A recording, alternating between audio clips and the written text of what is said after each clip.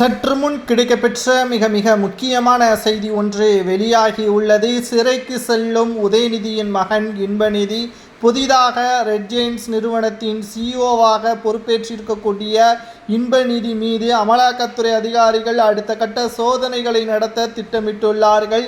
பதவி பிரமாணம் செய்த 3வது நாளிலேயே அமலாக்கத்துறை அதிகாரிகளது நடவடிக்கையின் பிடியில் சிக்குவாரா இன்பநிதி என்பதை தான் இந்த வீடியோவில் முழுமையாக தெளிவாக நாம் பார்க்க போகிறோம்.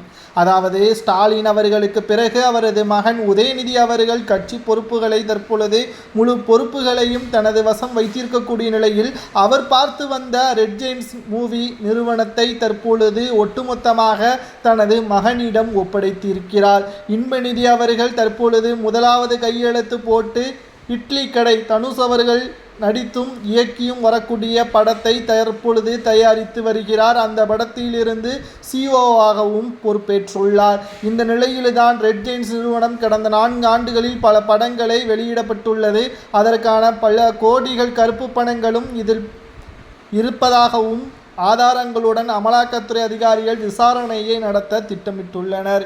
இதனால் உதயநிதி அவர்களது மகன் இன்பநிதி அவர்களிடம் தற்பொழுது விசாரணையை மேற்கொள்ளும் பட்சத்தில் இளம் வயதில் இருக்கக்கூடிய இன்பநிதி அவர்கள் நிச்சயமாக அமலாக்கத்துறை அதிகாரிகளது பிடியில் சிக்கினால் நிச்சயம் சிறைக்கு செல்லலாம் என்ற தகவலும் சமூக வலைதளங்களில் வைரலாக பரவி வருகிறது.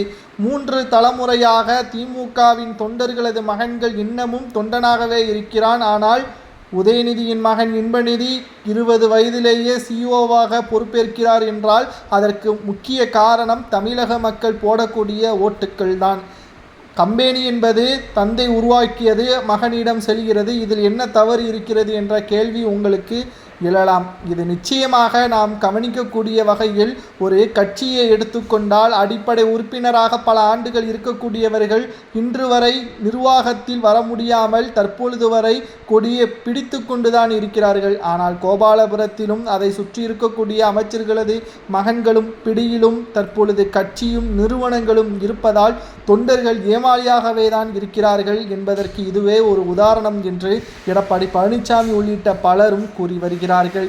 இன்பநிதி அவர்களது வீட்டிலும் அலுவலகங்களிலும் மீண்டும் அமலாக்கத்துறை அதிகாரிகள் சோதனைகளை நடத்தினால் நிச்சயம் சிறைக்கு செல்வார் என்று கருத்துக்கள் சமூக வலைதளங்களில் வெளியிடப்படுவதை பற்றி உங்களது கருத்துக்களையும் இன்பநிதி அவர்கள் இந்த பொறுப்பிற்கு தகுதியானவரா என்பதையும் மறக்காம கமெண்ட் வாயிலாக கூறுங்கள். இன்னும் ஒரு சில நாட்களில் அமலாக்கத்துறை அதிகாரிகள் விசாரணையில் பிடியில் இன்பநிதி சிக்கினால் நிச்சயம் டெல்லி சிறையில்தான் இன்பநிதி அடைக்கப்படுவார் என்ற தகவலும் சமூக வலைதளங்களில் வைரலாக பரவி வருகிறது.